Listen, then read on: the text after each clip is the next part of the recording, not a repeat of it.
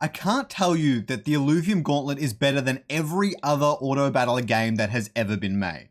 Now, I played TFT a lot in the first few seasons, desktop, mobile, LAN parties, you name it, but I haven't played the game in quite some time. That being said, when I went into Illuvium Gauntlet, I was comparing it directly to Teamfight Tactics, but more importantly, seeing if it can become just as good as that game in the future. By the end of this video, I will give Gauntlet a comparison score and where I think it can go in the future. Were you paying attention to the thumbnail? I wonder if anyone knows how many alluvials total can be on the entire Gauntlet board, including the bench. Comment down below and let's see who's right at the end. So, I got access to Gauntlet because I participated in Kieran's tournament. But during this time, I got the chance to play with many other competitors to test the game and also during the tournament itself. And I will have a valuable tutorial coming very, very soon. But here is a brief rundown of how the game works before I get into my first impressions on everything that the game has to offer. Firstly, you buy alluvials from the shop. It's just down the bottom there. You also get augments every 3 rounds, and every 3 of them I think is like a legendary augment, or maybe every 4 of them. It's a little bit hard for me to remember. It felt random at the time, but you get the legendary augments as well. You can re-roll your shop or level up. That is the core decision in the game, where basically you can re-roll it for 2 gold or 2 mastery and get new alluvials to choose from, or you can actually level up, which will increase the amount of alluvials you can have on your board at any given time. You start off with 1, and after the first 2 rounds you end up at 3, then later on you go to 4, all the way up to the maximum of 10.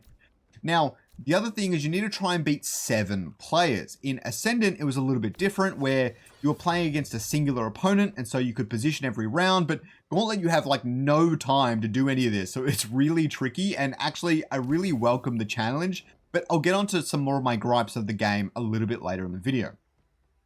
Now, when it comes to the game, here it is.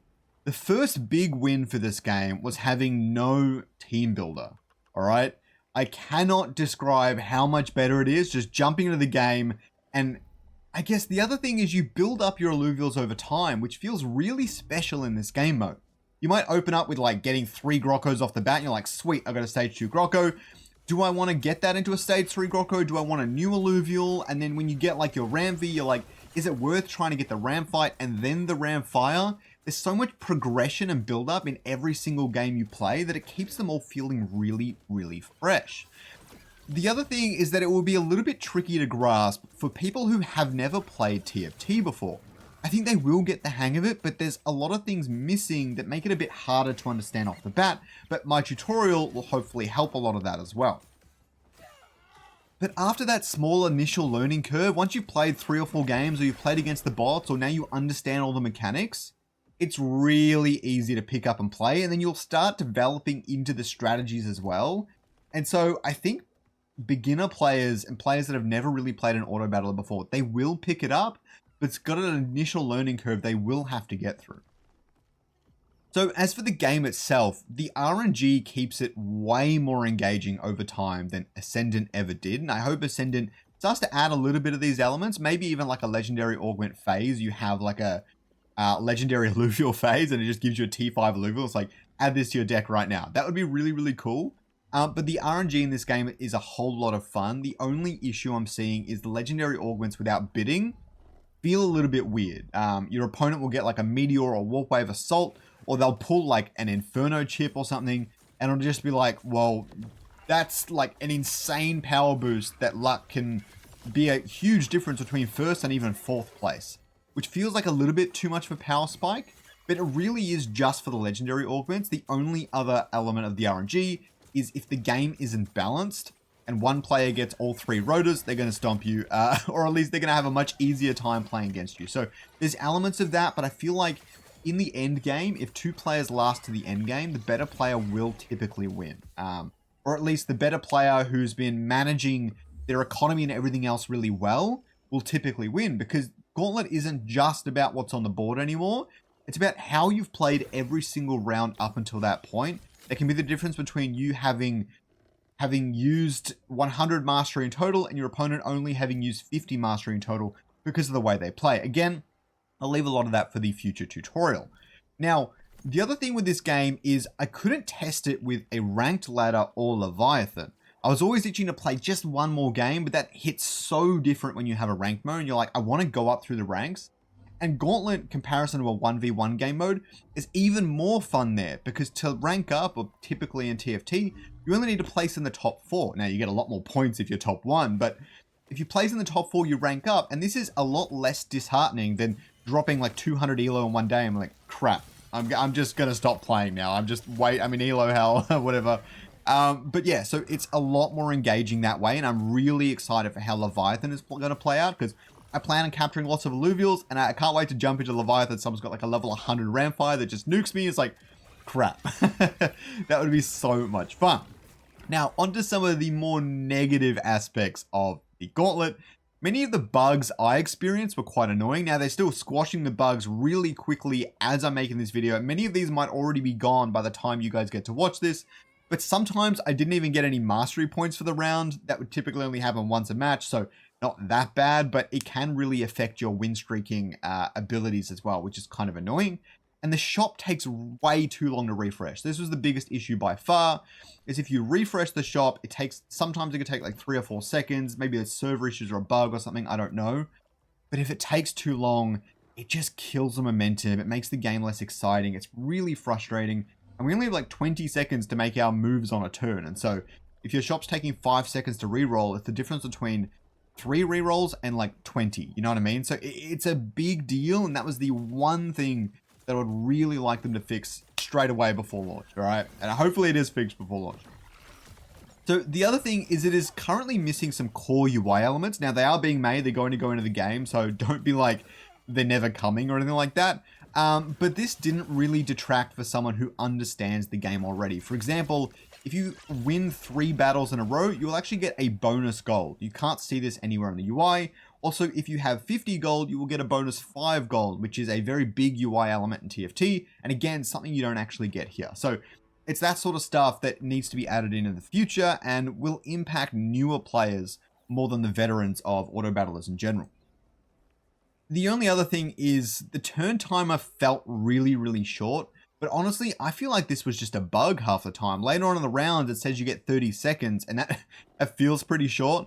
But in the earlier rounds, when you get like 10 seconds, and that's shared between picking your augment and playing the game, it's like crazy. Like half the turns, you don't even move or place anything on the board because you've run out of time somehow. Sometimes it bugs out and goes straight to 0. That sort of stuff was really frustrating, but I actually think forcing players to have speed when they're playing the game will actually be a positive for the competitive side of the game. I know in chess, the turn timer is a really important factor in competitive elements of chess. Whereas if you need to play at a certain speed, it removes... Because chess is one of those things where everything has one answer, right? Is if both you and your opponent play a perfect game, the game always ends in stalemate. That's how chess works. But in TFT or in competitive chess, if you have a timer, then that means you cannot play a perfect game because you cannot think of every scenario, and those that are better at the game will be able to do that faster, or they'll be better at that. And it's that sort of thing that will separate pro players from the less pro players, and I actually really welcome that in Gauntlet, but the time is still a bit too short. So that's my thoughts on that. So the game balance itself is a tad weird, but it didn't bother me in the same ways Ascendant did, because in Ascendant, you can both have the same team. So if you're both using a broken alluvial, you can both use it, that's fine. In Gauntlet, there's a shared pool. So if Gyro, for example, is a really good alluvial, if someone else gets it before you, or they get lucky enough to have it in their shop before you, then they're going to get it, and it's going to be even more difficult for you to obtain it. And so they've got a serious advantage in terms of the balance. But I think there are only a few tweaks they really need to make to fix some of that. It's not too bad outside of that. So thankfully for that, but it is quite annoying. So the only other thing I want to talk about is, for anyone unaware, this is similar to Season 1 of Teamfight Tactics. Teamfight Tactics has many features like Hex Core Augments and the Carousel, which give you board-wide boosts and allow players who are behind to help catch up. We do need some of those elements, but they didn't really have the Hex Core Augments, for example, in Season 1 of TFT. It took 4 or 5 seasons for them to get there, and so Gauntlet feels a lot like a Season 1 of TFT, rather than Season 12 or Season 13. It also grants the player way more items, which adds to the strategy and excitement in TFT. I do feel like we need more items in Gauntlet. You have enough items if you're in the final 2, but in the mid-game, you simply don't have enough. So maybe it slows down towards the end, I don't know. But now, how do they actually compare? Currently, TFT is very flashy, has fantastic effects, characters, and really great strategy after all their updates and how they constantly change up the sets. In comparison, Gauntlet is simply just isn't as good yet, but it is well on its way. At this very moment, Gauntlet is maybe a 5 out of 10 in comparison to TFT. In 6 months, I think it could easily become an 8 or a 9 once they add those new features, the UI, and fix all those bugs. But by mid-2025, I can see Gauntlet surpassing TFT in both popularity, skill expression, and again, overall game quality. The IP is so much better in Illuvium. I'm probably biased, but I really, really love it. Riot's doing some fantastic stuff with the cinema, though. But yeah, I think Gauntlet could definitely surpass it. Now, remember when I asked you how many Illuvials are possible? Well, it's 10 per player on the battle board and 9 on each of the bench, making for a total of 38 Illuvials doing their stunning animations at any given time. Please subscribe to learn more about Illuvium, and don't forget to check out this beginner's guide to farming shards in the Illuvium overworld.